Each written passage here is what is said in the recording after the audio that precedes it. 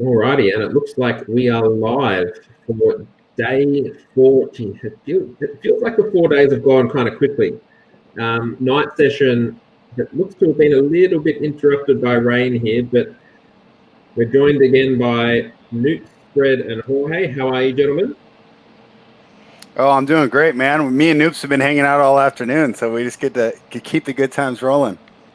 Yeah, I'm starting to worry that people are going to get sick of my face. Spread and I did about an hour and a half with Whale, our buddy Drew, earlier on the NBA with just a bit of tennis, and then I got a chance to do 30 minutes with the guys over at You Better You Bet. So it's been tough. We're working through it, but we'll be fine. We got some tennis to watch finally.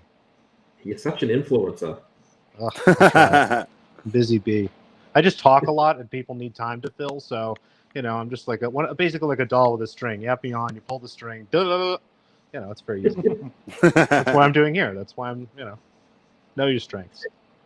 Fair call. And Jorge, how are you up in Canada? Been better. Not a fun day.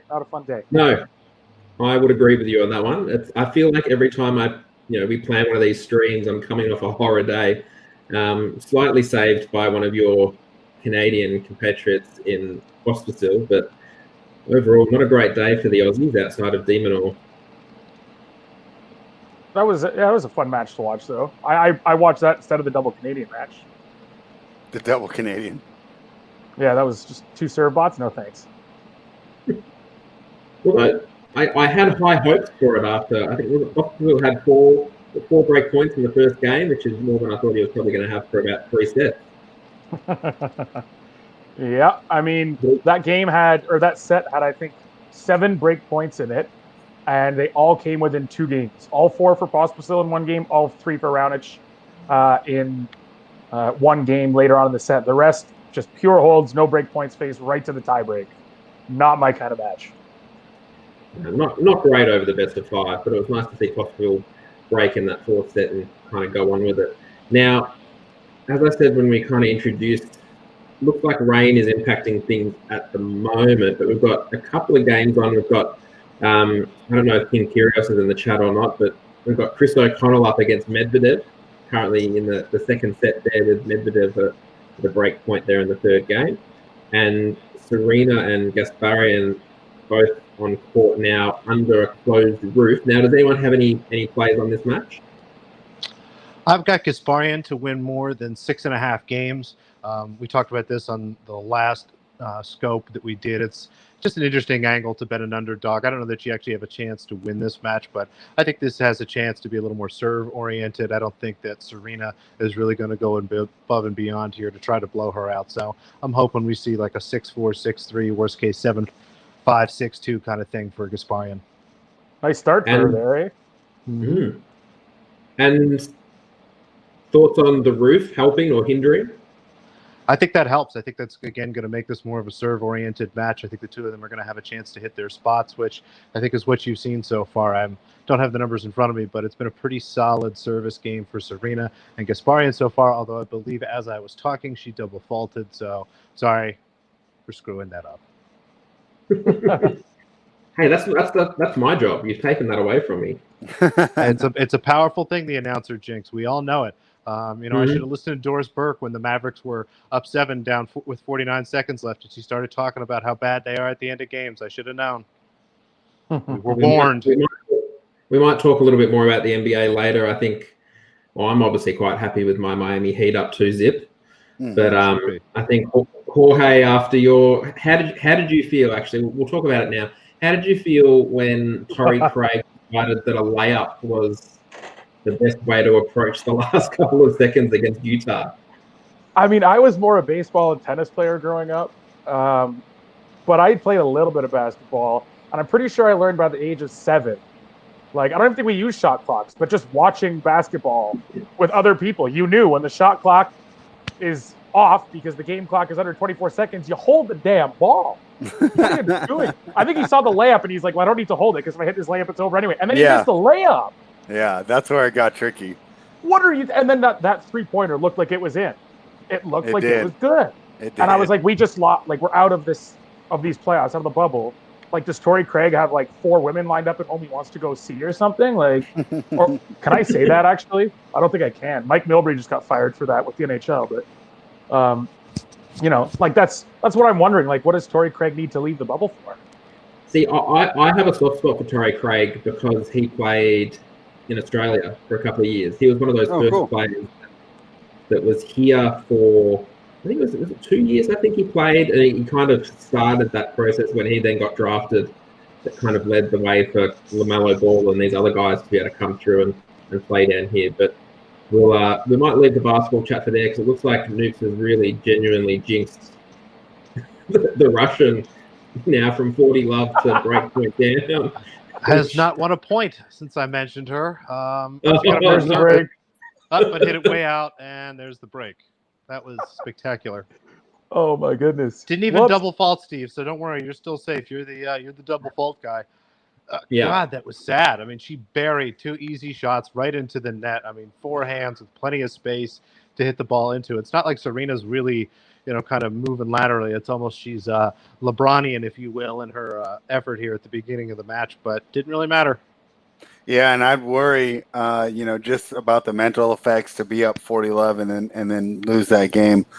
So let's see how she bounces back here. Regarding her serve, I think it's actually what she's improved the most since joining the tour because I didn't rate her serve that high when we first started playing. I remember we were getting those great numbers in the 280s and stuff. But I think she's done a lot better on it. What do you guys think about that? I don't know if I have enough framework for that, really. I've always seen her as maybe an above average server. I know she's not great, but I think given her size, maybe I give her a little more credit than she deserves. But I've always seen her as pretty solid. I don't know, Jorge or Steve, if you've watched a lot of her and have maybe a more technical opinion on Spread's question. Do you want to go, Jorge? No, I'll let you go. Go ahead. All right. Yeah, look, I think she's one of those ones that when she's 100% fit in the right conditions, that she is a really challenging and tricky matchup for a lot of players. I just get worried that you can never string more than 1 or 2 matches together without some part of the body being kept together by tape in some capacity. So look, it is a little bit of a worry, but I think she is better suited to the indoors. So it'll be interesting to see how she goes here now, just with a little opportunity at 15:30 on the Serena serve. Looks like we do have one of our Chris O'Connell lovers in Curios in the chat now. I'd appreciate it if my favourites would stop matching Medvedev in round 2. Did you guys lose Steve audio, or is that me? He got real grumbled for me. Are you guys okay? Can you guys hear him good, Jorge and Noobs? I got a bit echoey, I think. Yeah, it was a little choppy, so. But either way, he was talking about King Curios and his comment there about his buddy O'Connell. And actually, I don't know what the score is. What's happening? No, I was real curious about my question, and then he, garbled right when he got to the meat of his comment. Jorge, why don't you say what you think about Gasparian's serve, and then we'll double back because I think that it was going to be pretty interesting. Well, I didn't want to. The only reason I didn't want to take it first was because I'm very indifferent on her serve. And so it's, I don't think. Yeah, okay, that's cool though. You know what I mean? Like, I don't want to fence sit. It's a rare non-opinion for me. So I don't mind it. I don't think it's obviously a world beater of a serve. And now I'm losing natural light here. I should have anticipated that. Let me go turn some lights on as well. Jeez, I'm such an idiot. All right, Steve, do you want to give us a check? We're going well. There we go. Can you hear me? Yeah, I was just telling Jorge it was right at the meat of your comments where I was really curious about what you're going to say about her serve, and then it kind of jumbled up on me. Look, it's solid. It's not spectacular. It's highly dependent on her being, 100% fit and hitting her spots really well. It's not the most powerful, but it's very accurate and effective when it needs to be. I kind of think back to kind of some of those matches that she plays on the indoor hard court. Those ones with the really low roof, quite echoey and really perfect conditions for tennis, but that's where she kind of plays her best. Obviously, she's struggling a little bit here you wouldn't expect her to lose from 40-love all that often, so we'll put that one down. Yeah. But, yeah, look, it's solid enough. I wouldn't be backing her based just on her serve. It probably depends on the matchup a little bit. And I think for today, obviously I'm on Serena as an outright. So I didn't really want to get too involved in this match specifically outside of that, but I just wasn't sure for today whether she had the movement, the mixture of her movement and power to be able to keep Serena off balance enough. You think back to some of these other players that have challenged Serena recently, they're a little bit more dynamic, I guess, in their movement more consistently. So that's where I kind of think she falls down a bit in this particular matchup. But when she's fit, she's certainly a challenge. Yeah. Are we back? Jorge's back. Yeah, with the good light. There we go. So Bryce. I had it. There's enough natural light. I opened the things on the windows, so the natural light came in. It was plenty to start, and then I forgot it's not lasting till 9 o'clock anymore. The sun's going down. That always happens when I'm on my live streams too, because it's usually the same about 4 to 9 for me, watching the evening games, and it'll be great light when I turn it on. So I know exactly where you're coming from. We had a couple questions on the other stream that we didn't get to because we ran out of time, but it was for basically the women's main event this evening. Did either of you guys, anyone jump on a side? I know who Noops is rooting for, but did anyone actually put a play down? Yeah. Oh. Nothing for me. I was looking at maybe over 2.5 sets, with the price is really expensive and more than I'd like to pay for that. The total, I think, is sitting at 22 last time I checked. That's pretty high. It just really feels like a coin flip to me. Hopefully somebody else has an angle, but I think it's just going to be a fun watch. Yeah, I think you go. I wanted to throw some money down on Arena, but the problem is I feel like she's the more erratic player by a long shot. She double faults more. She's got more errors in her game, and Vika's in much better form. So everything about that screamed to, like, the pick might have been the right play, and then even the shift to plus 110 at Arena, it makes sense, all things considered. So I kind of passed on that. I'd like to see Arena win, though, because I faded Vika so much. I'd like to see, like, someone actually beat her, because this is getting annoying. Like, it's getting really annoying watching her win. And a lot of the matches she's played in, it's been her opponents cannot find the court. It's not like she's like some master defense wizard of, tennis. She's an aggressive player who also hits a ton of errors and is not what she used to be. And all of a sudden, players are just handing her matches. Literally handed her a title last week. Yeah, if we were in the chat, I'd troll you with hashtag Aura right there. But yeah, I understand your point. Yeah, I didn't get involved. I mean, the real winner is Tennis and Belarus, isn't it? They're at least going to get someone through to the third round. But yeah, but going off my memory now, I know I was on Vika last year in the U.S. Open, and I lost that match, and it feels eerily similar, where I felt like we almost said the same thing, Jorge, with her being in good form, going against an erratic Sabs, and Sabs was able to win.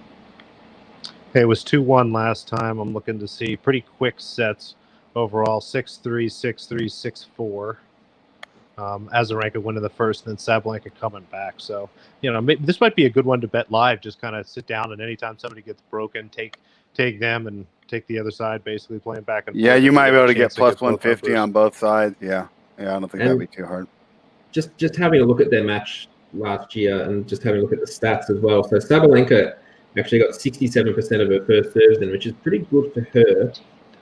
But it faced more break points across the match than Azarenka did. So 13 double faults.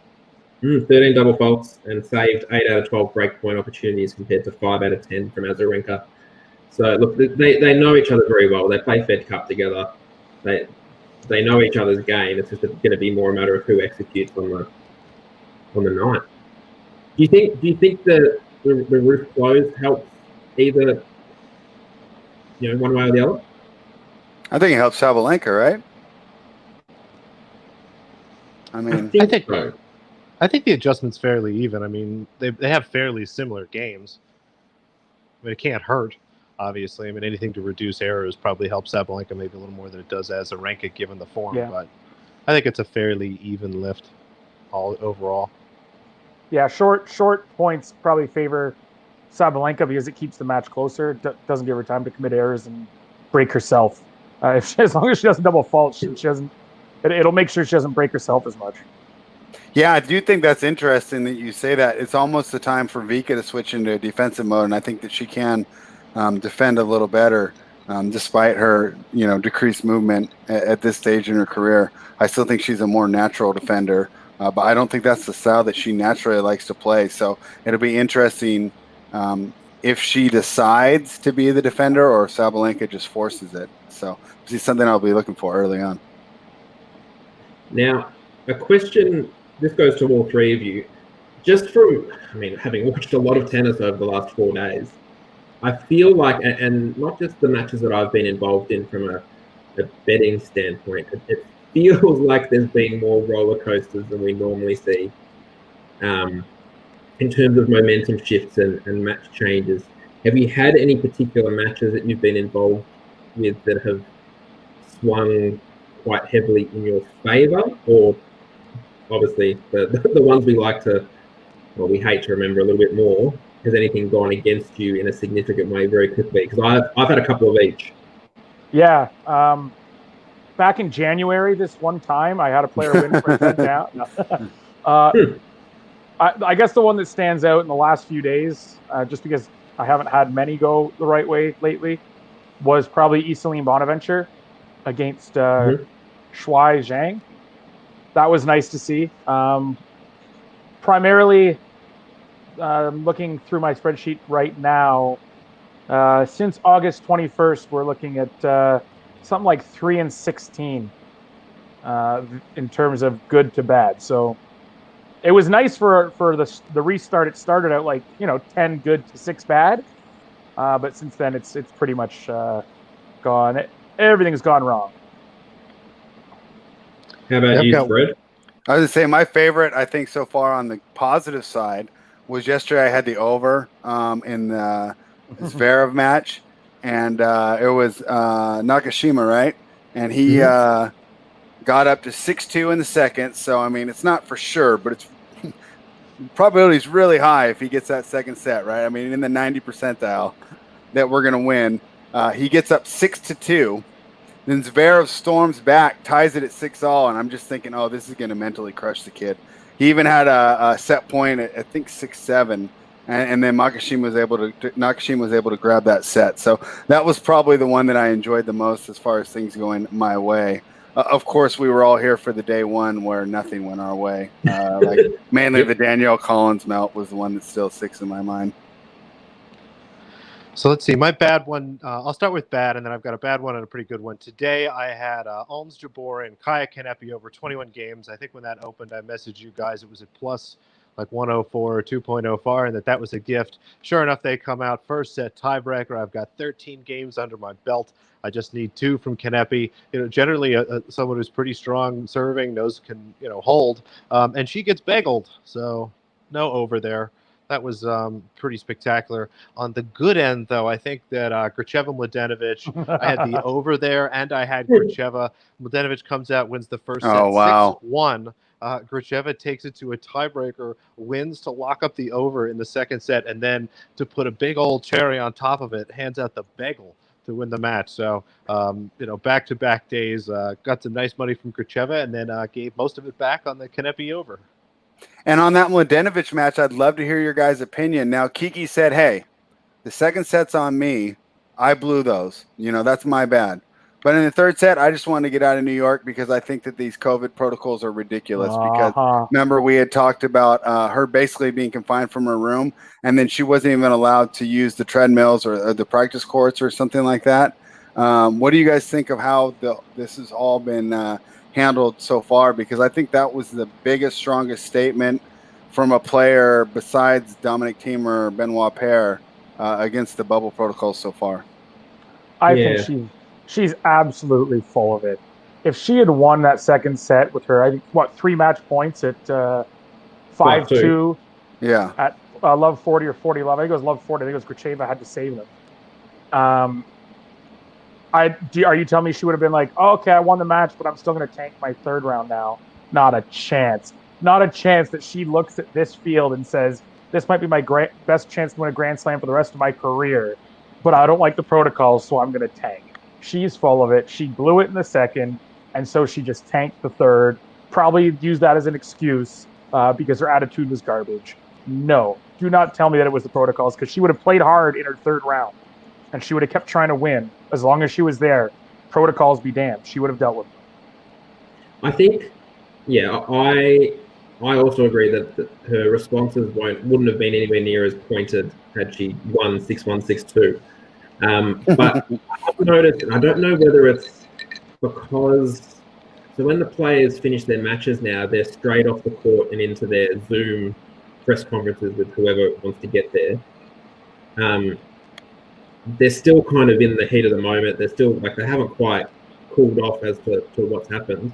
Some of the questions that come their way and how they're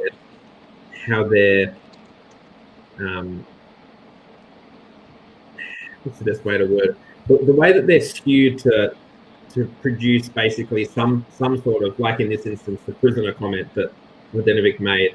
They're all just looking for that particular quote to be able to run with.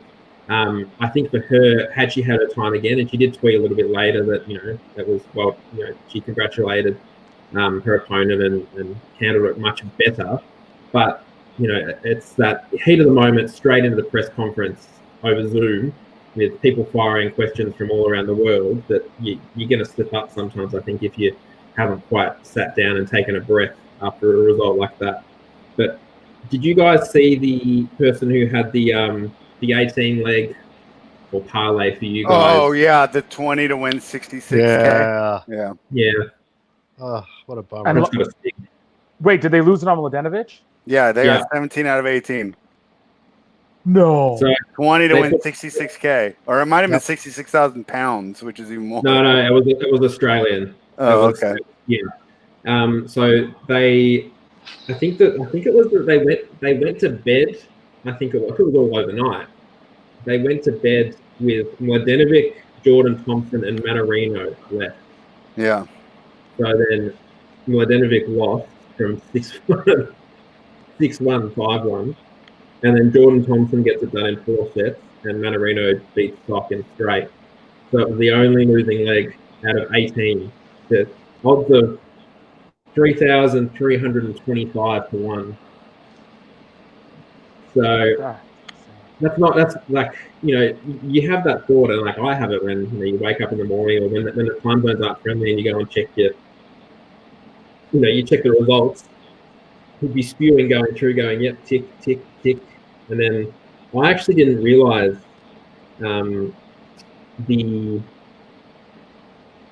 before what had happened with I just saw the final result. I didn't see the point by point for about half an hour until I actually scrolled back and went through it. And I thought when I saw that Mladenovic was up 5-1, I thought like the set one score that had carried over, or there was some sort of error. But yeah, and there's a good point here in the chat. If you had 66K on the line, would you be going to bed? No. 0% chance. I would say that guy, if he was able to sleep, that guy's got a lot of money in the bank. Because I'd go to bed with a couple hundred on the line. So he must be doing this quite often. Unbelievable. It was a pretty good fix, I think, in amongst that. But yeah, to get to that was it probably would have been better if Mladenovic was the first of 18 legs and you just kind of forget about it and move on. But to be 15 legs into it, that's got to sting a little bit. But definitely going back to that question of the ups and downs, I reckon I've had most of the matches I've been involved with, one way or the other, have been either a comeback to cover or a really, really tight loss. I don't think I've had a 5-setter go my way yet. I had Millman minus 2.5 today, and he was well ahead of that after 3 sets. I had Edmonds on the first day win the last 9 games in a row to cover by 1.5 games. We had obviously the Mladenovic match yesterday. There's been quite a bunch there that have. Obviously, we were all here, and I haven't gone back and rewatched the stream of the Cabrera match on day 1. Oh yeah, a loss of momentum. I had Mondero against Chorich yesterday. I was up 2-1 for an 11-unit swing. So there's been a few little twists and turns along the way, but it seems, and I'd have to go back through and look at the stats, but it seems like there's a lot of favourites who are covering those kind of 3.5 to 6.5 late with kind of a cheap last set. Or I know Dennis did it yesterday against Quan. I think the night train left the station late. But yeah, that just feels like, and I had Duckworth plus 4.5 against Caruso the other day, and that kind of fell away very, very quickly. So it feels like there's been a lot of late swings on a lot of matches. Yeah, I mean, I've only had 2 5-setters, and they were both Garin matches. I opposed him both times, and he almost came back twice from 2 sets down on me. Once at $3.20 odds against Blanche, and I had Blanche, and then I had Kukushkin, and he blew a 2-0 lead, and then won 7-5 in the third. So I got some of it back, but I got most of it. But I got all of it, and then a little bit more back. But yeah, no, Christian Garin was one that I thought was really going to do me dirty twice like that. Those are the only 2 5-setters I've been on, I believe, so far as I look through my notes. Who knows what's to come, though? I wouldn't mind a couple underdogs moving forward on the men's side going 5 sets. Davidovich Fokina was 5 sets, if I'm not mistaken, in his first match as well. Yeah. Now, I'm glad to see in the chat here that we've got one of our favourite verbs is catching on. Stremska. To you, Stremska. He lost to Madison Brengle. Anyone see that one coming? After, I think I feel like everyone was on Sharma to beat Yastrzemska in the first round. And that one went down in a... Yeah, and the third set tiebreak. That was actually rougher than the Collins one. I think I actually conflated those in my mind. I think the Collins melt was pretty predictable after she won the first set. It was the Sharma one that was the heartbreaker on the first day. See, I don't have those that was even higher odds. I don't have those marked down as red in my spreadsheet just because I don't consider that. Like, if you lose the first set like that, then you have to come back to 2 tiebreaks. It's not really a bad beat. It's just losing at the margins. Oh, yeah, no, it's not a bad beat. And, but at 5-1, day, that would have been so fun, or 4-1 or whatever we had. That day I had Blanche at $3.20, lose from 2 sets up. Sharma at $5.76, get to a third set tiebreak. Collins lose from a set up at $4.14. Kepfer won a set and looked strong until he just completely blew it at $4.25. That was a fun day of kind of identifying the underdogs and just not getting them over the line. Cabrera in 3 as well that first day. So like all the underdogs, I don't like taking the handicaps there, but had I, I think I would have had a much better day. But that's okay. It happens. Move on. Yeah. I think that's the thing. It's so using my day today, for example. I mean, I've still got 2 units on Katie McNally at the moment, who's off due to rain. I think at 1 set all with Alexandrova. But outside of that, I had Bautista Agut at the -7, which didn't get up. Had Millman at the -2.5, which didn't get up. I had a little opposition of Wolf just because of the conditions, and he did falter a little bit. But was too good there. But to be able to take those big prices and try and find it, to be able to get Pospisil at 550 to kind of effectively cover off a number of those that were a little bit more unfortunate.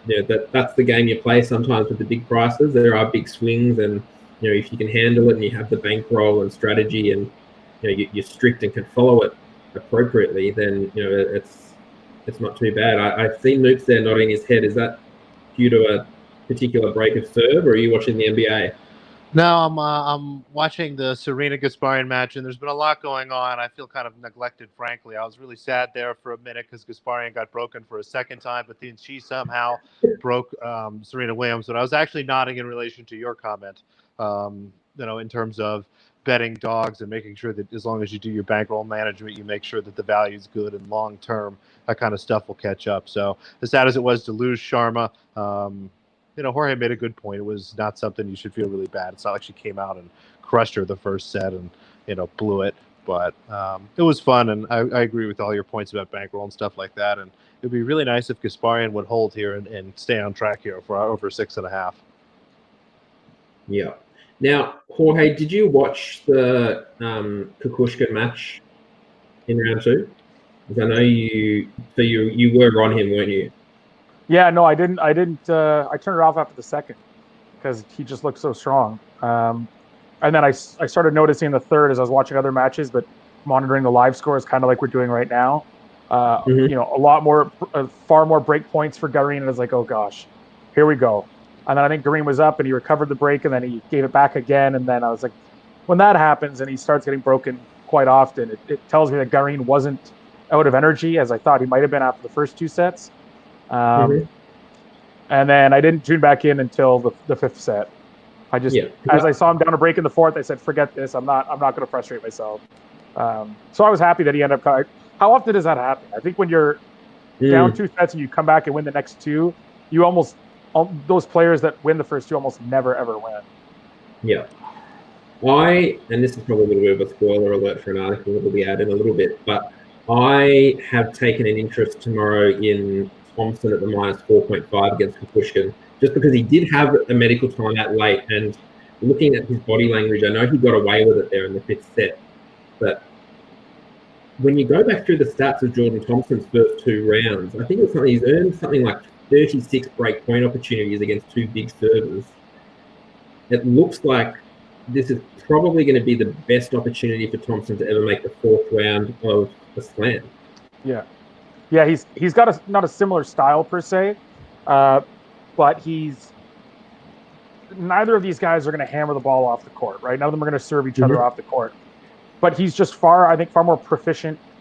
He might not be as crafty or as throwing as much junk balling or variety as Kukushkin will, but I think his all-round game, defensive game, is a little bit stronger, have a little bit more pace than Kukushkin's does, and I think his last match, I think, even though he lost a set, was much easier and straightforward than Kukushkin's. I think Kukushkin has played. Is that his second straight five-setter?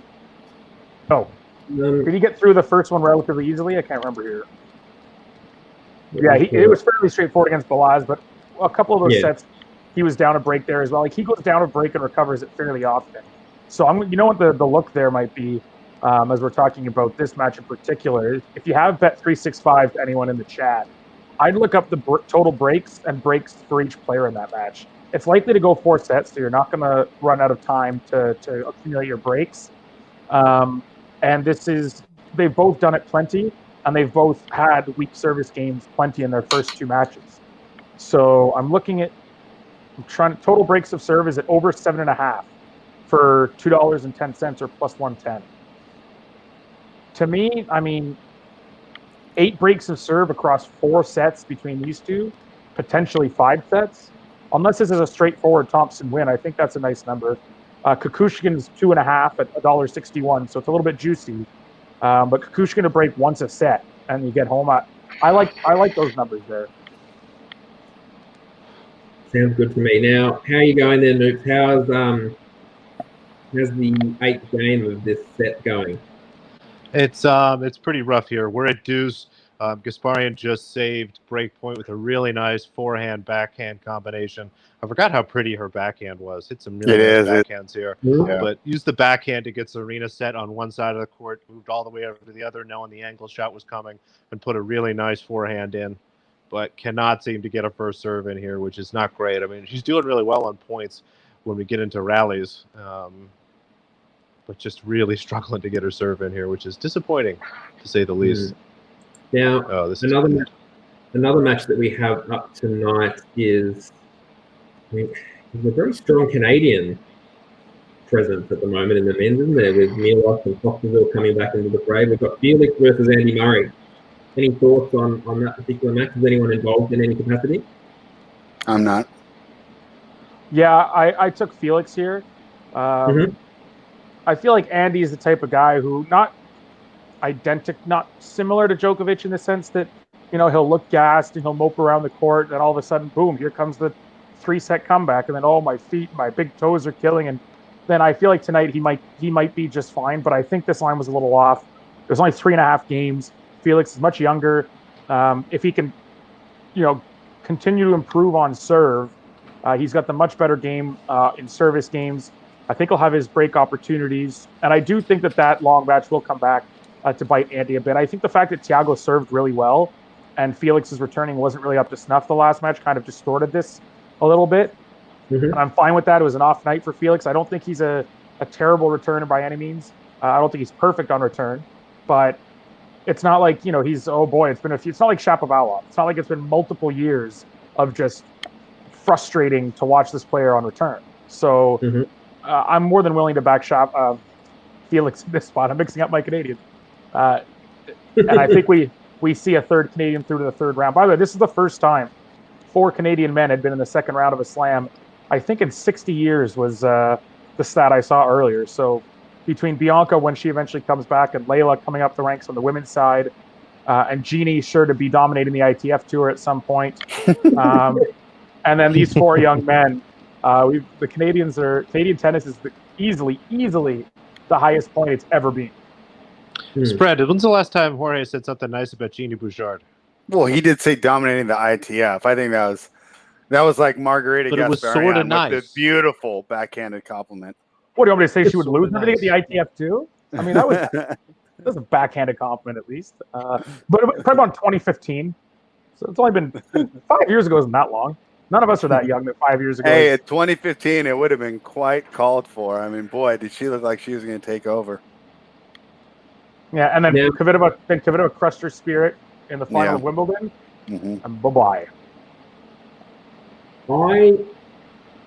Thinking back to that Felix match, and like you were talking, Jorge, about his inability to break Monteiro's serve, Thiago does have a pretty. I think his first serve isn't actually that bad. It is quite powerful for his size, and it can be a little bit tricky to handle. He got 78% of them in. So I know that Felix did struggle a little bit with it, but and this is something that I look at generally, and look, I can look at it and I look at the stats here, and yes, Monteiro did win 69% behind his second serve, but when you get that many first serves in, it builds the pressure when a second serve comes along to actually do something with it. So I don't think the Felix, I think Felix is looking better than the stats probably suggest, and I'd agree with you here in terms of taking on Murray. And you guys will know this, I was so close to taking Nishioka the other day, and that just would have been Roland Garros 2019 all over again for me, for Nishioka. He seems to find these players, and he seems to put himself in winning positions, and then it just seems to disappear rapidly. 4.5 hours though for Murray, off not a lot of tennis against a player like Felix, who, when he's on, he's going to need to. I know Andy did a lot of running the other day, but this is going to be more kind of impact, more power. He's going to have to do more with the ball. I was pretty close to making a play on Felix at the line today as well. Yeah, and so I've seen Mike Dixon, a British tennis writer, has posted that Evans and Moutet are officially going to be pushed over to tomorrow. I would assume that would, and maybe that's just that match because they need a guaranteed fourth set. But I'd assume that most outer courts then would mean they're not going to resume. They expect the rain to go on tonight. So maybe just the matches indoors that are going to happen tonight. Tricky spot for Dan Evans to rock up tomorrow and serve at 5-6 advantage in the third set. That's going to be a huge first 5 to 10 minutes there. Are you not going for broke on that first serve? Like, honestly, what do you have to lose from just warming up, doing your little 10-minute warm-up, and then just hammering the hardest first serve you've ever hit in your entire life? Does anyone really expect you to come out warm? You may as well. And if it lands in somehow, okay, boom, you've got your hold, and off to the tiebreak we go. And now the pressure's on Moutet to serve his first point as the first point of a tiebreaker, where if he double faults or can't put it together, now he's got pressure facing him. I just go for it on that first serve, honestly. Getting back to the weather real quick, it looks like we've got rain for at least 2.5 hours here. So. That's probably why then. Yeah, that's probably why. I don't think they're going to force anybody on the court that late, but maybe. So do we want to look at tomorrow then? Yeah. Well, my one comment about Murray, and I want to know if you guys agree. Does anyone evoke hyperbole from the tennis media and his fellow players more than Andy Murray? I mean, you would think the guy was William Wallace. All the tweets I saw from fellow players and everything for him to win How about like the an amount of early tweets that round were match. pictures of William Wallace? Yeah, I mean, Who was it's a that? Was common- that Morha though, or was it really? Maybe that's how I got that silly little analogy in my I head. saw a but- bunch of tweets of William Wallace while he was Okay, playing. okay. Well, that makes sense, and it subconsciously stuck in there for me to make that joke. But wow, I mean, everyone just came out of the woodwork. Even who was it? I'm not supposed to be rooting, but I was rooting for him. That might have been my favorite, Chris Everett, and everything. But it's just like, I mean, is there a guy more loved in the community? You got to understand too. Evans is like the anti-team. Team speaks his mind. Mhm. And Evans speaks it, or sorry, Murray. well, Evans will speak his mind too. And I Yeah, he identify definitely more does. with Dan Evans than I do with Yes, Andy you Murray. definitely do. Andy Murray has that, he's got the I'm not going to get into this too much, but in my mind, he has the pre-approved media narrative kind of thought process. So he is glorified and idolized for it. It doesn't surprise me the media loves Andy Murray. Andy Murray endorses all the things that the mainstream media narratives want to see. The equal pay stuff, even if the revenue doesn't dictate it and they don't play as many sets, and you talk about the dicey stuff, but he was the fighter for it. He's not going to join until the women get part of this union. Perhaps they have to build the union up and actually get some power before they can bring them in, because it's two separate tours to deal with, and dealing with both at once is too tough. So maybe let's give them some time and some credit, because Pospisil also wants them in. But no, Andy's going to take his stand until it's done. Like, he just has these kinds of things that they may not be productive, but they're nice and they're easy to swallow, right? So that's why the media loves Andy Murray. Let's not get it wrong. Well, Anyway. I mean, they just characterize it like he tries 10 times harder than any other player on tour. I think it's because they like him. They like his. Yeah, they like that his must be opinion. it. I mean, and I It's like the Andy bias. Murray too. I think he's actually. It's funny you say that. He's probably, to me, the most relatable of when there was a Big Four. I mean, let's be honest, it's the Big Three Mm-hmm. now. But I've definitely thought he was the most fun to root for. So I mean, I understand it, but I just couldn't believe how many people came out to praise his effort. Like, the rest of these players aren't out here, giving 100% and giving their all in all these matches as well. I think I have come to appreciate Murray more over the years. I was not a big fan of him very early days, Mhm. but I think you can't question his love for the sport and what he's doing, and he obviously puts everything into everything that he does on court. Yeah, but I mean, You think Joker's the same way. Joker's the same way. But all we talk about Joker is his Adria tour, which was actually born out of a charitable cause, and then they just mishandled it completely, and then went out partying at night and completely ruined the good intent of it. I mean, Djokovic puts everything out there. He hustles as hard as anyone on the court. He's become the best returner in the history of the game.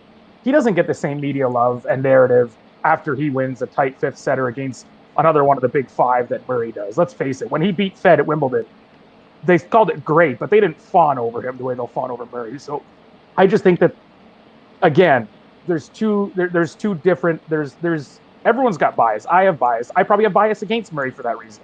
I can admit that. But, there's a bias towards glorifying him more so than someone like Djokovic, who works just as hard, is just as good on return, if not better, and is far more successful. And I'll leave it at that. Sorry, go ahead, Steve. I think you see Murray and you see what he does, and he's just content in himself and what he puts in all he can, and he can kind of accept that at the end of the day. You don't see anything like, yes, I think he was involved in the Battle of the Brits and getting all that set up.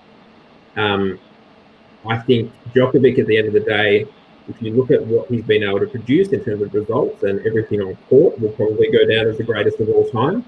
But when you start to bring in other things, and you look at the overall picture of a person, and I think that's changed a lot over the last 10 to 15 years with technology, and you look at Novak trying to do these things now on social media, and you can't forget that he donated millions of dollars to COVID-19 equipment to hospitals in different countries. But I think Murray just accepts he is who he is and will just, he steps on court and he does what he can. And I think there's just not there isn't as much of a dramatic component to it. It's dramatic in that, he finds himself in tough positions and can fight his way out of it.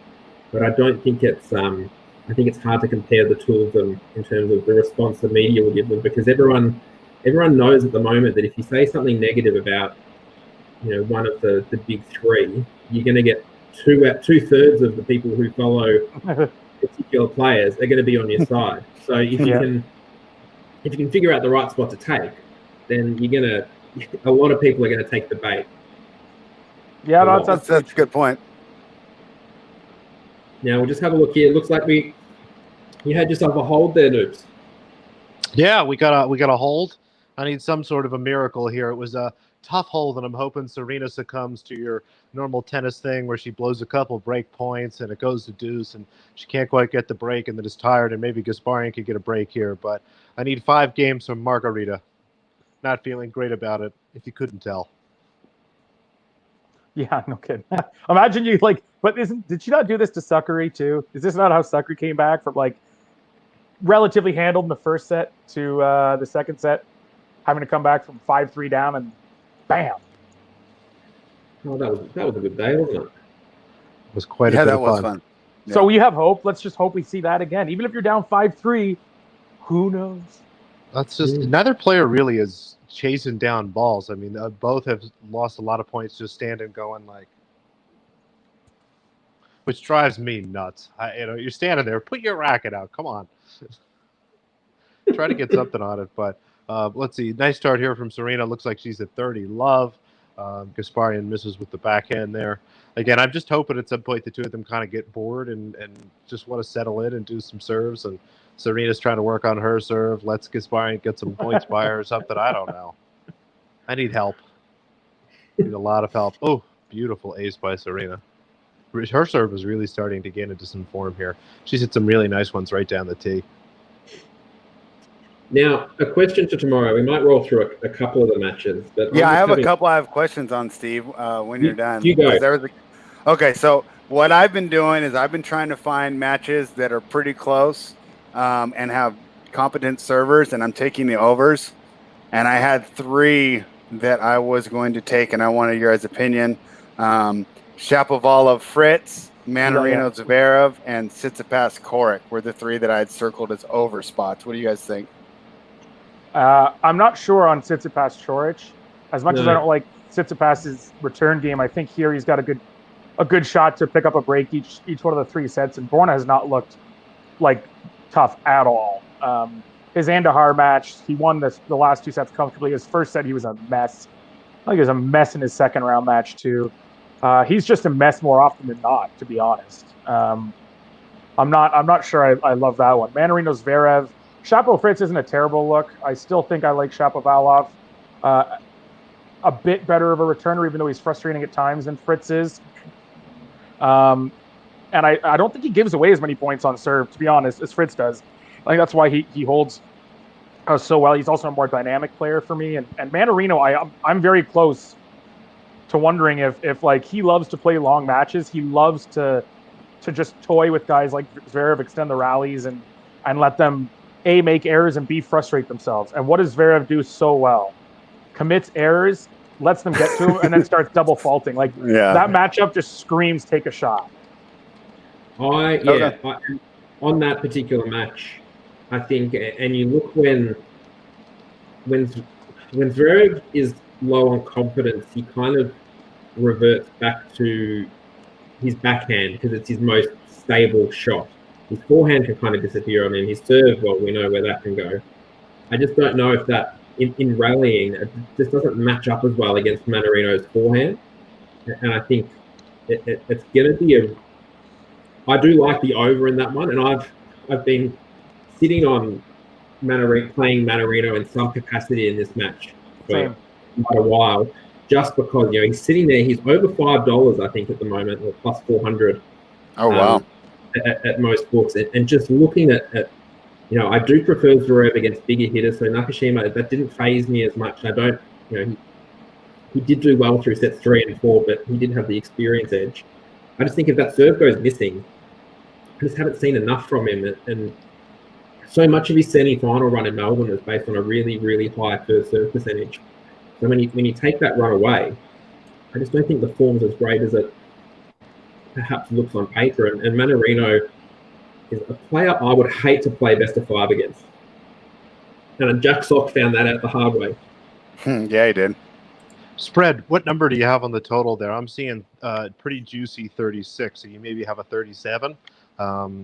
Based on what I'm looking at from a numbers perspective, I think that should be closer to 39, if not 40. So I definitely think there's some value on there on the over. So that's I got definitely a good over spot. 37 minus 107 at Bet Online. So yeah, that's fine. If you guys don't object, I'm jumping in the over on that one. Unless Steve says otherwise, I'm going to cross off the Tsitsipas over. Did you have any thoughts on that one, Steve? I'd cross that one off. I think Tsitsipas, although Moratoglu referred to Tsitsipas last week as a receiving masterclass against Anderson, Isner, Raonic, and was it Cressy the other day? One he lost to Raonic, and 2, he didn't really break serve a whole lot at all. But I think, having come off those big servers, Coric was average the other day, and he was a couple of points from, I think, being knocked out of the tournament. I think even when he was serving for the match, he had to go to the care umpire because he was having stomach issues. He looked like he was about to melt into the court. I think Tsitsipas should be far too good there, but I obviously have a high opinion of Tsitsipas this week because I'm on him from an outright perspective. But I just don't see where Coric can challenge consistently, considering Coric's issues through the first 2 rounds. All right. And what did you think about my Fritz Shapovalov foray? Do you think that one's worth an over, or is discretion the better part of value, or as they've set it at 42? Ooh. Yeah, I don't. No, you don't bet that. I actually don't mind. Like looking at the prices at the moment, I'm leaning Fritz. But it's a big number. If you can get over 3.5 sets, that might be better than over 40 there. Yeah, you know 42. I mean, that's a lot higher. Most of them I'm hitting in between 39 and 40.5. Yeah, so I mean, they're definitely thinking that one's going to be a long one. Check a few places and see if you can get over 3.5 sets. I don't see that going over unless there's 4 sets there. Also, there's another. I know Snize had this at Snize Master. I'll give a friend of the stream a shout out. He had, I believe, the Bet365 props. Now they have the total breaks of serve. They've got breaks of serve for each player, each match. They've also got score after 4 and 6 games each set. So if you think it's going to be a serve fest early on, and you have these props, 2-2 after 4 games and 3-3 after 6 games. I believe he had 1.8 and over 2 for those. I'm trying to find it right now and I can't. I think it's under set. If you click the match on Bet365, you'll see there's main, bet builder, set, games, and player. It's either under set or player. You can find that. So yeah, it's under set. It's currently down to 1.5. So Snize killed the line, but never mind. It was there for the Good for him. Yeah, I mean, can you imagine that, Jorge? Somebody giving out a play and then you're a little late to it and the line is crushed? Yeah, who would do such a thing? Can you imagine that? I mean, I got to set my alarm for Vinny. Otherwise, those lines are long gone. Yeah. I think it's tricky, though, particularly with those bet builder ones, because the limits are so low that they can grab and move pretty quickly. That's my biggest issue with Challenger prices at Pinnacle. When they first open, the openers you can only get down $140. It's like the opener's only there for you. Yeah. So it can be tough sometimes. They're basically just like, we'll pay you $140 to tell you which one of our lines are wrong. Right, and then they identify their sharp clients, and then off the line goes. Well, that's what they do if they're real bookmakers. Unfortunately, a lot of places just lose money on accounts like that and limit you. Ban Luckily, you. there are some books that are smart enough to take some action, know you're smart, and use that to their own advantage. As noted, I think Twitter celebrity Spanky would say, be a bookmaker, not a dressmaker, which I don't entirely understand. But Yeah, neither do I. Anyway, boys, I'm gonna head off just because the tennis is relatively slow. I'm gonna go down and watch Big Brother All Stars with the family. Sister's moving out for university in a couple days, so cool. Well, enjoy that. Yeah, one of the last nights. Is she actually going to be going to university? Are they having people there on campus? Yeah. There's it's COVID's not too terrible here. There's a lot of obviously safety measures in place though. Okay. Well, good luck to her. Enjoy the family time. One quick question before you go, Jorge. Magda Linette, $4.50 plus against Contivate. I'm not betting her ever again. I'm not betting her for a while. I was on Lynette too, and she looked terrible. I was almost going to use that as my story of winning one because I had parlayed her with Pegula, and boy, that was very, very sweaty for minus 200s there. And I wasn't really impressed with the way that she played against Donka. There we go. We got one last comment in there from Jorge. Never again with her. We'll hold on to that one. Now, have you guys had a look at any? Did you have any other questions about tomorrow's matches, Brett? Yeah, what do you think of Krajinovic versus Galfan? I think we had a question in the stream about that too. Krajinovic, I think, is sneakily getting pretty good. I had a look at this match and was waiting for the odds to come out. And I looked at it, and so I've been against Krajinovic the last 2 rounds. So I wanted to err on the side of caution a little bit and be a little bit more flexible, I guess, with the price that I thought he was going to be, just in case I was underrating him. And then I have written a preview on this, which should be up in a little bit. From there, I had it marked as kind of coin flip odds. So I was just waiting to see what would happen. Now, Goffin is $2.40 plus, I think. So look, regardless of if there was going to be a player, either Krajinovic or Goffin, that was $2.30 plus, and I was going to make a play. And as it's turned out, Krajinovic is very, very short in this one. I don't think Goffin's playing that badly. I think probably the last 2 sets against Lloyd Harris were probably the best he's played since the tour return.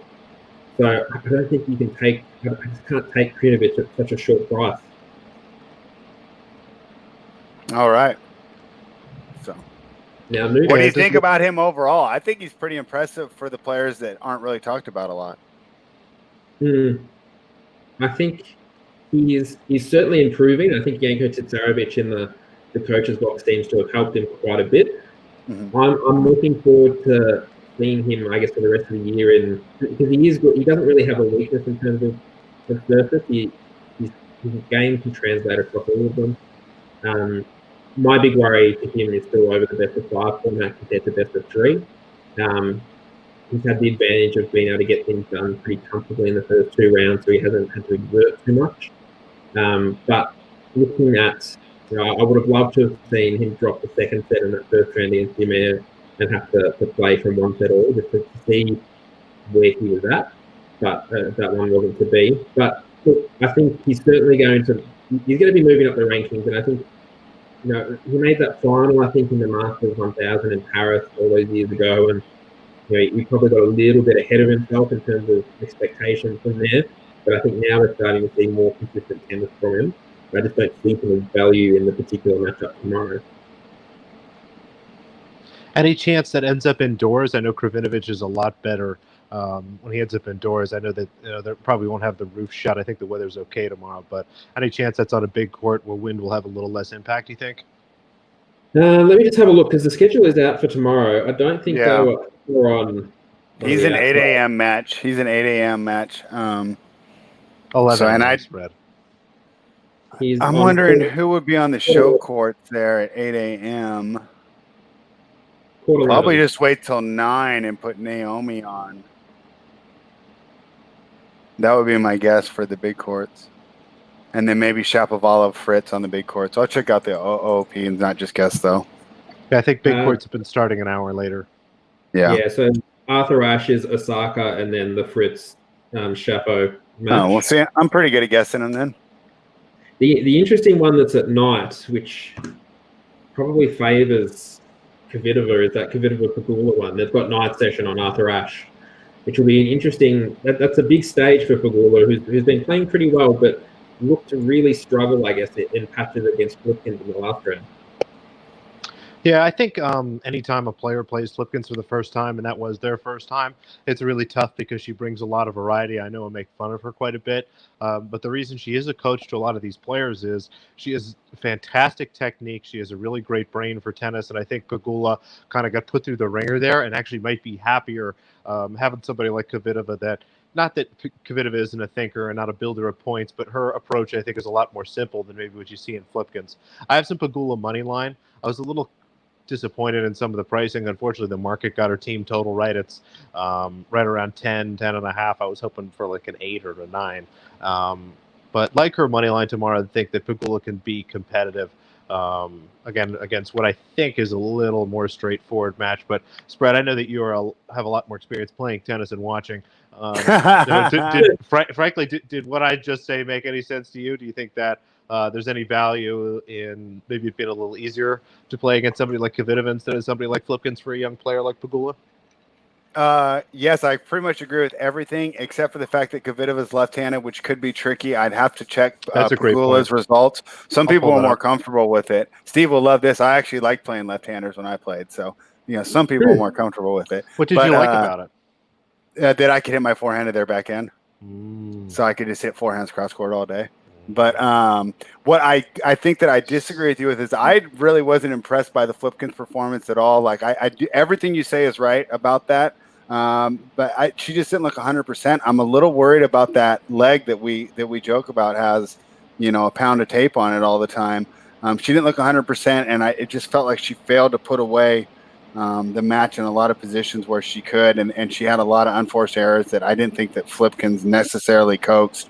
Pegula set up the point perfectly, and then just failed to execute on dropping out on finishing the point. So I actually didn't join you there. I'm not going to go against you because I think that's a ridiculous price for Petra, but I just didn't think that she was necessarily in the form for an upset there. Did you have any other plays for tomorrow? Because I actually didn't like the board at all very much.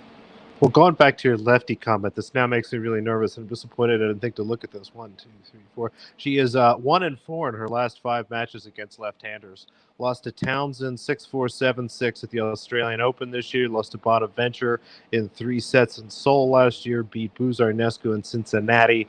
Lost in 2 quick sets to Buzarnescu at Wimbledon and 2 sets against Pliskova at Birmingham. Now, those last 2 are on grass, so just a little bit different there. And she has a lot of success. So before that, it's a 1, 2, 3, 4, 6 match streak against lefties, but lesser competition. Misaki Doi, Kromacheva, Rus, Di Lorenzo, someone named Sanaz Morand, and she actually beat Pliskova one more time. So she's had some success against left-handers, but some trouble as well. Maybe I don't feel as bad as when I first started going through that.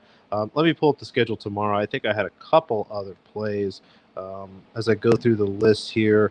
Putintseva, I've got her minus 125 or 1.8 against. I was going to ask you about that one next. Sandra Sasnovich. And so what's the angle there? I think that the market is overpriced Sasnovich. I think that what you're looking at is essentially the same player in terms of what they do, but Putintseva is a lot steadier, I think, and a lot better from a mental strength standpoint. So I don't understand why this is lined so close. I would make Putintseva minus 150, maybe even as much as minus 160 if her form was a little bit better. I think that the market, again, is really enjoying the Sasnovich wins from the first couple rounds, and we're getting a chance here to bet Putintseva at a pretty cheap price. Again, Sasnovich comes out in the first round and beats Di Lorenzo, loses the first set, but beats up on her pretty good there, and then takes care of Vondrousova. I mean, I think when you saw her after that match, she looked overwhelmed at how impressed she was at her performance. 6-1, 6-2, kills my outright, maybe I've got a little bias there, but I think that the market, again, is overreacting to some of those wins, and that Putintseva is going to be the much steadier player tomorrow and win. fairly comfortably. I think I might even add some Putintseva 2-0 or maybe an alternate spread in the morning as the markets open up. Oh yeah, and so my comments on that real quick is I do agree with you that Putintseva is steadier. I think the market love is obviously from the big win over the now big name player. Who would have thought that about Vondrousova 2 years ago, that she's just such a big name in the betting community. But I think that Sasnovich does have a better offensive game, and I think that, you know, she does kind of have that Camila Giorgi style, Ostapenko style. I can redline and beat anyone. It just rarely ever shows up, which is why I didn't want to get involved, and probably prefer your side if I were to get involved. What do you think, Steve? Did you have a side on this match? Hang on, sorry, that just cut out. Was this for Sasnovich Putintseva? Yeah. Yes. Yeah, I'm with Putintseva as well. Okay. This is another one that I have written up. Look, Sasnovich, it's a tricky one to gauge. Obviously, you know, she was down. It was down match point, wasn't it, in that first round? I think we were on the stream there that day talking about her, wondering if she was going to kind of find her form, and then she's obviously gone on and blown Vondrousova away. I just don't read too much into the Vondrousova win. I know it was good, and the scoreboard was obviously very flattering, but who's Vondrousova beaten recently to kind of warrant perhaps this push here? Whereas, you know, Putintseva loves these conditions. She does a lot of training in Florida. She can go all day. There's absolutely no issue with that. I know Sasnovich has had some good performances in Australia in the heat as well, but I just don't see. I don't see the matchup suiting Sasnovich as much as it does Putintseva. I think when you look, and when I look at particular players, I look at particular matchups, and I don't mind Sasnovich against some of the bigger hitters because you can counterpunch and use pace, you know, use their own pace against them. She's not going to get that against Putintseva. But Putintseva, you know, is more of an all-round player that can handle kind of whatever's thrown at her. So I liked the $1.80 or the -125 as well for this one. But, you know, it's not a big play, and it certainly won't be my biggest play for tomorrow. But it is one that stood out for me. All right. Well, you guys have made some solid points. I'm going to go ahead, but I'm just tailing though, so it's not consensus. That's but good. I'm with you. I'm placing it right now. I think that you guys made some real solid points here. Saw a question in the chat from Mason. We talked about the Sabalenka as a Renka match. It should be fantastic from a vocal perspective, Mason. Point in your joke. We were pretty even on that. No, I don't think anybody had a real opinion there. I really wanted to bet an over in some form, but the price on over 2.5 sets is no good. The total sits at 22, which I refuse to ever bet over 22 in a WTA match. And again, neither one of you guys had an angle on the side. I know I did not, but I think that maybe there's a little value on Sabalenka as the dog, but just hard to trust that given her form and Azarenka's really impressive form lately. Did you guys have anything else to add there? But I mean, the only thing I would say is if I did play a side, I'd probably go opposite there. I probably would take Vika just off the recent form and how not necessarily being impressed with Sabalenka and her play since the restart. But I don't feel strongly enough about it to do more than just give an opinion on a stream. I'm not going to put any money behind it. What do you guys think about first set under 9.5?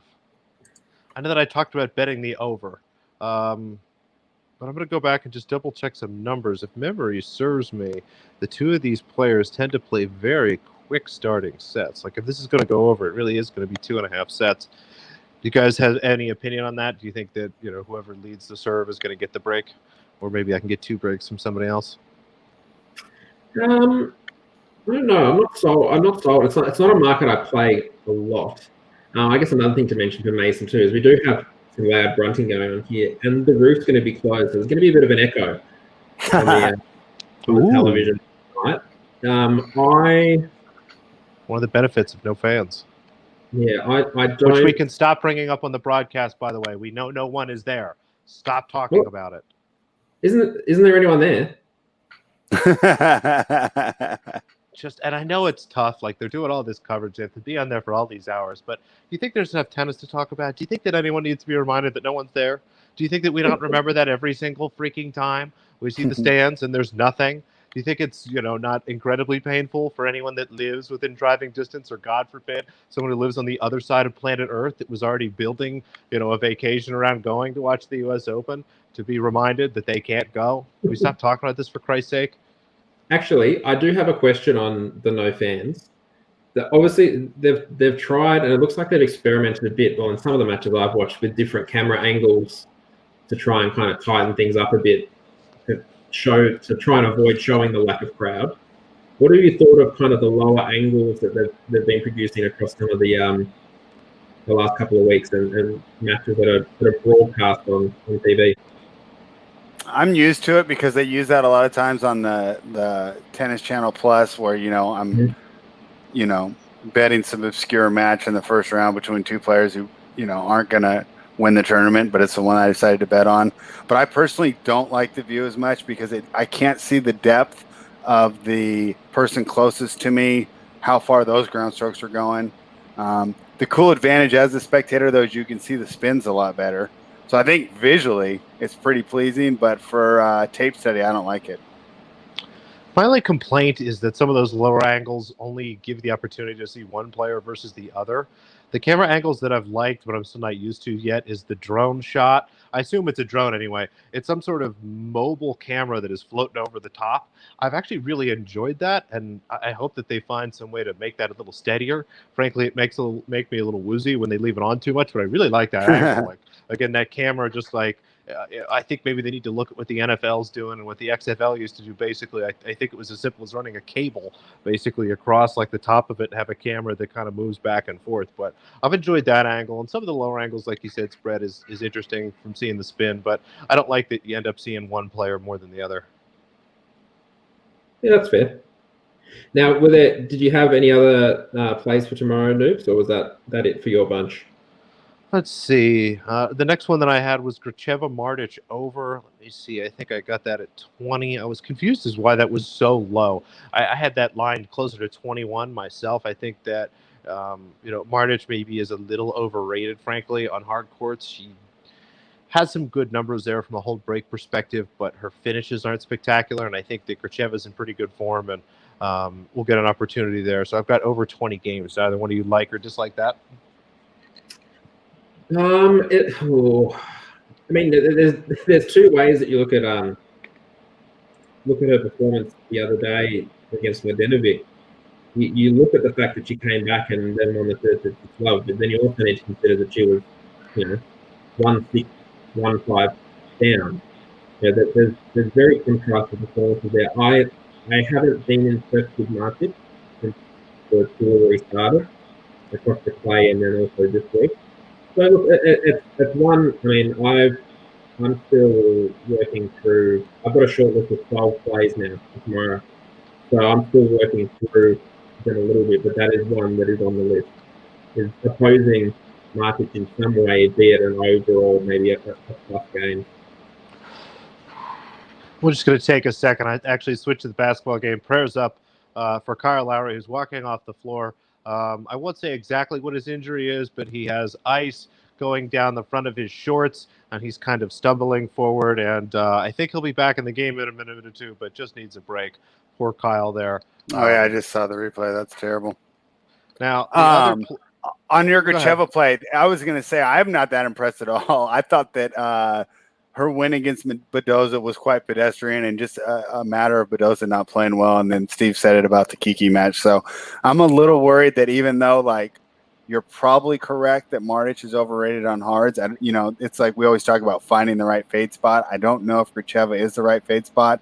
That being said, I definitely would not bet the under. This match just screams stay away for me. So that's pretty much my only thoughts on that one. What was your next play? My next play, and this is one of my favorite things to do, and I don't feel so bad this time because I'm on it, and Jorge is on this in a big way as well. I love giving away his picks when he's not here. Angelique Kerber, we love her tomorrow. I grabbed her yesterday, -4 games, and I got that at plus money. I've actually got 1.5 units on there, my normal play being 1 unit. I think that Jorge has got some Kerber -4. I think he's got some Kerber 2-0. I think he may have even gotten some Kerber -5. So we are all over the Lee fade. What do you guys think about Kerber and her chances tomorrow? But maybe even more interesting, how has she played so far? Steve, I think that you were a proponent of hers before the tournament started. Has she met your expectations? Yeah, I had, and I put in my preview that she was one to watch for the first match just to double check, thinking that the price probably wasn't going to drop too much. And then I was able to get in after round one, which worked out well because of the number of upsets that occurred in round two as well. She looked pretty good. I agree with everything that has been suggested from all of those plays in basically every capacity. She looked really solid against two really tricky opponents, but at their best, she caused a lot of grief and freedom and coming out of it. And then you look at the other side of the equation, and Lee, her performances over the last 2 weeks, her best performances have come against big hitters, against Kuzmova, Ruth, and Risk. It's going to be a completely different look here for her today against Kerber, and third round of a Grand Slam. Kerber's won this tournament before. She knows what it's all about. It looks like the conditions are going to be playing right in the middle of the afternoon. A little bit less pace on the ball for Lee here compared to the last couple of wins that she's had. I think it's going to be a really tricky spot for the young American, and I think Kerber should be far too good. Should. Yeah, I think so too. I thought she's looked really impressive in her first couple matches. Spread, have you gotten a chance to watch the German? No. And honestly, I joined in with you guys when you guys talked about it, but I haven't capped this one. And I saw that Lee beat Risk, but I didn't watch it at all. Did either of you guys watch it? I mean, did Risk just not play well? Because this whole restart, I mean, players that we've rated highly have shown up not ready to go, and then players that we weren't expecting have shown up and shown great improvement. Now, was this really a good win by Lee, or is Risk just not the player that she was 6 months ago? I watched a little bit of it. Risk looked really poor. I think that, again, part of the reason I didn't watch it was I don't know if there's a lot for me to learn in that match. I think that what we know about Risk is she's really only going to lose that match if she's playing poorly, I think. I don't know if I think of Lee or rate her as someone with enough skill to beat Risk if Risk is even playing average, let alone, good. So what do you think, Steve? Did you get a chance to watch any of that? Risk has probably been the most disappointing of all the players, I think, coming back from the tour suspension period. I mean, watching her, even when she played through, I think there was a couple of those clay matches in Charleston a couple of months ago. I think Kenin dominated her 6-1, 6-1 or something. And she even, I think, ended up in a tiebreak against Navarro. She looked poor since she came back. She got absolutely whitewashed by Anisimova last week, and it wasn't even close. I was on that. That was bad. And at that time, I thought that actually was a really good win for Anisimova. But now when you kind of look through it and you look at the form of both players across the last week and a half, I don't think it's anywhere near as good as what we probably thought. I mean, Risk did beat Maria in round one, but the circumstances of Maria's last 6 months would be, I mean, I'm not even going to imagine what she's had to go through over the last 6 months to even find herself in a position to be playing in the first round of the US Open. But then, to come out then again and look really, really out of sorts. She's a player that just, I think because she hits it so flat, there's such a low, there's a low margin for error when everything clicks. That it looks fantastic, but there is the potential for it to go wayward really quickly, and she just hasn't found her form since she's come back. So I actually don't rate. I mean, I thought Risk should have, I didn't oppose Risk in that particular match. I thought the odds were about right, but Risk has been really disappointing. So it's hard to read how all these things match up because I had probably overrated Anisimova last week, and she struggled again today. The form around Risk just hasn't been great. So I don't think there's too much to read into that Lee win. I think too much is being read into it from the odds compared to Kerber, who's been there and done it all. That's what I was thinking. at the end of the day, it comes down to me. Kerber looks like she's played well for a couple matches, and it's a pedigree thing. It's an experience thing. So it's more of a Kerber thing for me than a Lee thing. Well, I think that you picked a great spot. Like I said, I didn't really notice until you said it, and then it's just like one of the perfect things to do, and that's find a player who got a perfect draw, right? That probably doesn't deserve to be in the third round, and go ahead and fade her, off the overreaction to the results against players that are either not in form or, obviously Roos is good, but we had already talked about her being a little overvalued last week with her near win over Serena. So, not very big wins so far going against a player with Grand Slam pedigree. I do like the spot, and I'm glad that you guys opened my eyes to it. Now, an interesting comment in the chat. I just saw our buddy Jordan Morey here do Konta with a little throw-up emoji. I didn't realize Konta had lost that match. Kirstein won? Oh, my gosh. I That's had the cool over for there me. and was really pumped to see the tiebreaker there and got it checked out. I assumed Konta would close out, but she did not. That's a pretty decent upset. So congratulations for anybody that got her, especially if you were smart enough to grab her live. I think that was quite a big price, wasn't it? Around kind of plus 500-ish. Something in that range. Konta was up in that range of big favorites where I think she was like minus 5.5. The total was 19. So, to your point, she must have been minus 600, minus 700, something in that range. Now, what I might do is I might just grab up, because obviously there's been a bit going on in terms of seeds being knocked out in the women's. So I might just get the odds on the exchange just to see how we're looking at this. I'd be curious. I was asking some people to see if they screenshotted any. Some from early this morning that I saw. Brady, I think, was still floating around close to 20-1. I think there's still some value there if you can get a number like that. But I'd be curious, like you said, to see what the exchange has. I know that is still up and running, I assume. Well, I haven't looked since yesterday, but I would imagine Osaka's win yesterday would put her back into favourite because people are a little bit more confident in her fitness. Let me have a look. Women's tournaments. Okay. So just looking at the exchange, there's a little bit of money in there, but so we've got Naomi Osaka at 5.4 currently that you could take. Serena Williams, second favourite at 7.2. Third favourite we have currently is Petra Kvitova. Wait, Serena's odds got worse? Yeah. She's out to 7.2. Kvitova at Why would 11. they get worse? Right, because the money's coming in on other players. And all the casuals who bet Serena before the tournament aren't doubling down. And she is, I guess, initially in this spot, she just had a 40 love to juice, so she was technically close to maybe being challenged in the second set here. Then, look, there's not a lot of money in the exchange there, but you roll through, it's Kenin, Keys, Mertens, Azarenka, Brady. What about Keys?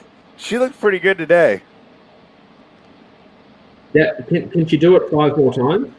No, but she might do it 4. Yeah, 4 more times. Well, as I say, or 3. I'm saying she might do it 3. Like she might end up being a semifinalist or a finalist. I mean, I don't know if I like her outright, but boy, I've seen this form in her from Grand Slams before, and she ends up in the semis. By the way, really surprised. Unrelated, I talked myself to that first set under 9.5 for Sabalenka Azarenka. So there you go. Serves first. And that's going off for sure, right? Because that's a show court match. Yep. Okay. That should be on. So Medvedev's just beaten O'Connell. So that should be next on court there. Did our buddy get his 0.5 breaks? No. There was a couple of break points. I think there was a volley from Medvedev. There was. Yeah, I saw that in the chat. I didn't know if he got another one. We have a new sad loss to add to the mix. That's too bad. It's been one of those weeks a little bit, hasn't it? And speaking of bad losses, the pace is picking up here in the Raptors Celtics game, and I'm really not appreciating that. So what was the over under on that one in the end? I ended up going under 217. It's 85-85 with 9 minutes left. The live total is 212.5, so I should be okay. But my biggest concern here is overtime, and if one team takes a little bit of a lead here and you get some fouling at the end, this could get ugly. But if it stays close, it'll be slow at the end of the fourth quarter. You'll get those grind out NBA possessions at the end of the game, but no overtime, boys. No free throws, no overtime. Thank you. No fouls, no overtime. Loose whistle, refs. Oh, Mhm, oh, of Margarita, come on, do it for me once. All one right, hold. real Just quick. one I have hold. I'm gonna have to eat dinner here pretty soon, but I was just gonna take a quick look at Saturday's matches, and I definitely wanted to get your opinion on Jabeur Kenin. How do you guys see that one turning out? I think Kennon's going to win. I think that Kennon is not someone that's going to be annoyed by Jabeur junk balling. She's going to be someone that's going to be fine, hitting stuff back and making Jabeur work. And if it goes 3 sets, I think Kennon's going to win. So I'm seeing her favorite at minus 190, a little below 1.5, a little better than 1.5, if you will. Probably, I think it's like 1.55 or something, but actually, no, never mind. Anyway, but I like that price. I think that's pretty close to maybe even just a little bit of value on Kennon. I'm going to look at her. What do you think, Steve? And you know where I'm leaning, so I'm just waiting for you guys to talk me off, so I just don't place the bet. So this is the replay of the quarterfinal from the Australian Open. Uh-huh. I think Jabeur has improved since then, and Kennon's maybe dropped off slightly. I mean, it's hard to gauge because they had such a long period of time off. That game ended up being Kenin 6-4, 6-4. It was a close match, though, right? It was one of those. Yeah. Break points through a number of those late games in the first set. And then, I think Kenin was just always able to kind of eke ahead. Mm-hmm. I think the first set's crucial for Jabeur. I think Kenin has more ability to be able to kind of come back and work her way out of a trickier situation, whereas I think Jabeur needs to be on from the outset to be able to make anything of this particular matchup style. I'm just not sure any value in the odds at the moment. I think at the quarterfinal, let's have a look. Jabeur was plus 175 or $2.75, so a little bit. The odds are a little bit closer this time, aren't they? Yeah, that's So I had Jabeur in that Australian Open final too. It might have even been, was it 6-4, 6-4 or 7-5, 6-4? I remember it being just a heartbreaker. Like so many opportunities, and she just couldn't come through. And Kenin really won the day.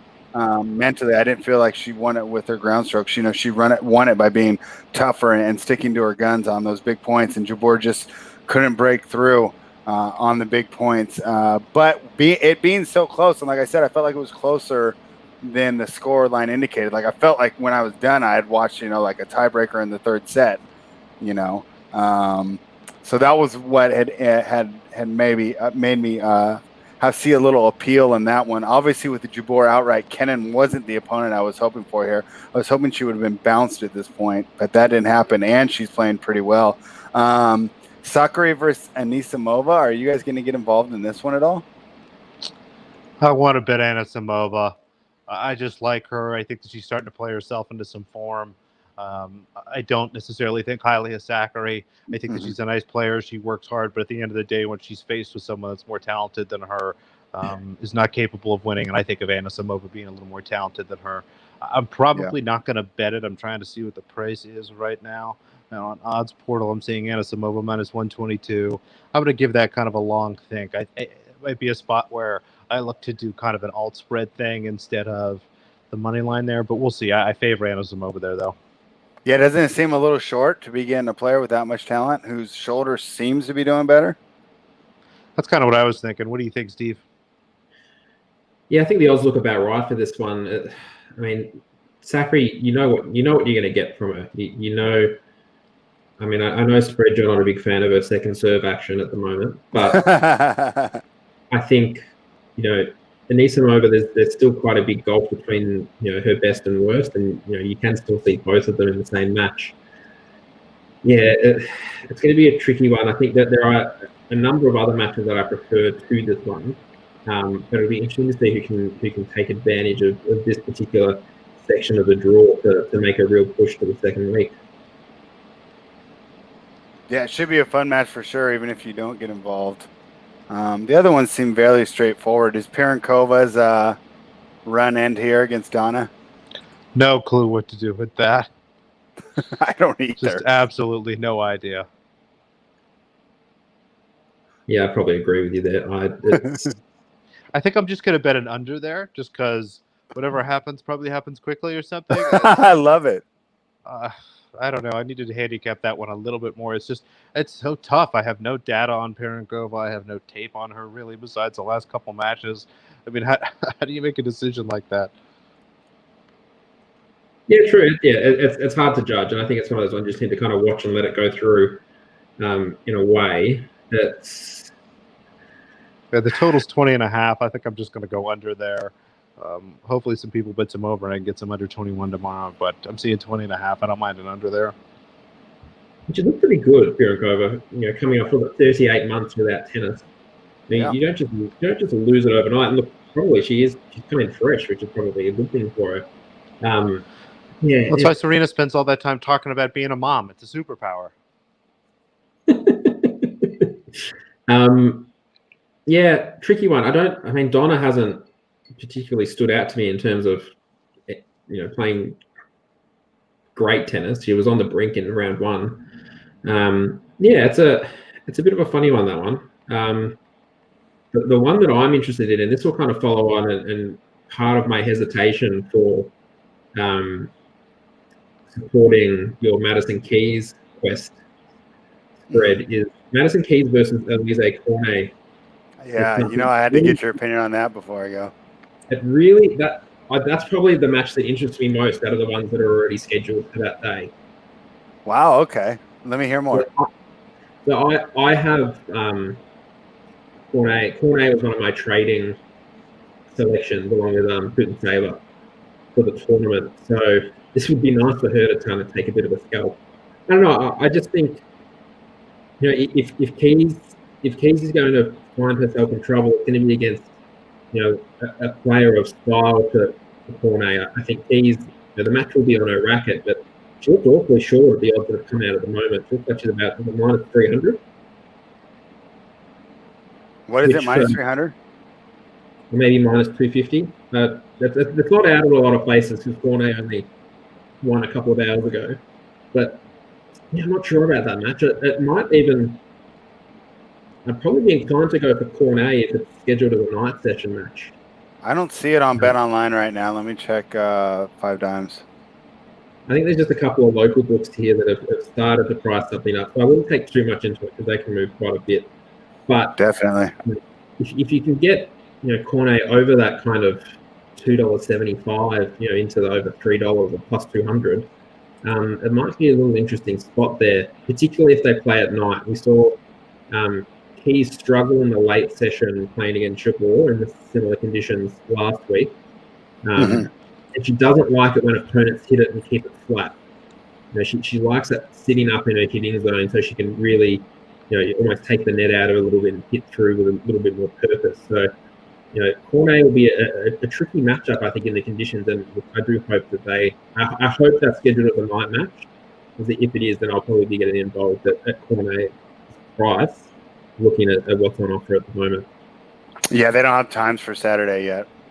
And that's the only, I don't see that offshore at all. So the books are hesitant to put a lineup. Yeah, I don't see a price either. I think it's Cornet or pass, and I'm probably going to pass. Yeah, I hate taking Keys as a favorite. It's rough. That's the thing. I think Keys is the type of player that I will, very rarely will I back her as a really heavy favorite. I think if you can get her as an underdog in some of those big matches that, that's why I like her. Because that she can dictate the majority of the points that she finds herself in. I just don't see a particular value there. But have you had a look at any of the men's matches for Sunday? For Saturday? Let me see. I'm basically I'm not even looking for sides. I'm looking for overs. What about your guy? Is he going to give us? He's going to get a set against Kashanov, Demon Hour. He's favorite, Demon Hour, isn't he? He's favored against Kashanov. Do you think that's right? I don't. Is that correct? I've just had a look at it. I don't think that's correct on what I've seen this week. Yeah, that surprises me. Yeah, it's. I think De Minaur's still kind of rounding into form. He hasn't played a lot of tennis. He got injured over the break. It's a tricky one to kind of get my head around at the moment.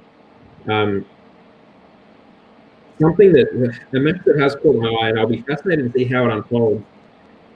I know that Cilic hasn't had a great couple of matches. You know, he's come back against Kudla, and I think he won in 4 today against Bombos. Mm-hmm. He's sitting at $4.50 or plus 350 or above against Dominic Thiem. And that feels big. And I guess why I think that feels big is, I mean, Thiem he hasn't set the world on fire the last 2 weeks. Mm-hmm. It's going to be a bit of a funny one. That's kind of the cutoff, isn't it? I guess if Thiem wins that match, he then can't play his home tournament next week. Is that right? I think the kids Probably. I don't know for sure, but that sounds about right because I know there's been a lot of issues with him. Do you guys really think he's going to prioritize that? He was going to prioritize it over the Olympics. I'm not saying he will, but it's something that I'm thinking about. This is the best opportunity for him to win a slam to date.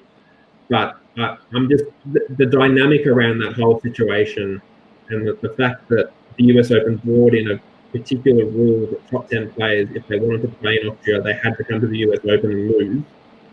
It was just a funny dynamic to get Thiem into the bubble. Yeah, and he's not too happy about having to put his Red Bull in a cup either. So Nope. We'll see how that affects his match play. So I had actually circled that one as an over. But boy, now you're getting me worried that he's just gonna take off after if he drops a set or two. What do you think there? I just thought that even if Thiem wins, there's gonna be a lot of tie breaks and 7-5s and stuff and holds. Yeah, it just feels like a big prize for Cilic. Yeah, it does, doesn't it? A Grand Slam champion versus a guy who's never won one. Yeah, it's something that I'll keep an eye on. I think there's just a comment here from Jordan. So the rain has pretty much taken out all the outside courts. So there'll be no play on any of the outside courts. There will be any match that was underway there has been pushed to tomorrow. I think most of them are a second on court to give players a bit of rest time. So there will be no play on the outside court. The only matches that are still to come for tonight are Felix versus Andy Murray and Sabalenka versus Azarenka, which should be starting pretty shortly, I would imagine. How are things going in the NBA then? They're scoring too many points. These basketballers are too good at getting the ball in the basket. Yeah, really, they're running up and down the floor. I don't know why they're trying so hard. I'm just really frustrated. The score is close. Now the live total again, I've got 217. It's down to 212. Thank God they've slowed down just a bit here, but oh man, I really wish they would slow down even more. That would be great. All right. Well, hey guys, I got to go have dinner. It's my turn tonight, so I'm hosting. So everyone just got here, but I'm glad we got to make it through all the matches. So I feel like I'm not going to lose any bets tomorrow. I think you guys talked me off some losers. So sometimes that's more important than finding the winners there. So thanks a lot for having me on. Yeah, and I'll be around tomorrow evening too if you guys are going again. Otherwise, I'm sure we'll do one soon. We'll see what we can put together. All right, sounds good. We might wrap it up for there. Thanks to everyone who's kind of tuned in over the last hour and a half. I'll let Noops go and sweat his basketball under in peace. I think after watching you in that Serena match for the last hour and a half, you probably would prefer to be watching this one and be able to actually make comments on it that you're probably not allowed on a stream. So I'll let you enjoy that. We will come back at some stage, probably in the next day or two, and do it all again. Keep an eye out because I'm probably going to have about 8 or 9 previews for today. Love it. Looks like a busy day, so we will. Attaboy. Next time. Thanks for joining me, guys. Thanks for watching, everybody.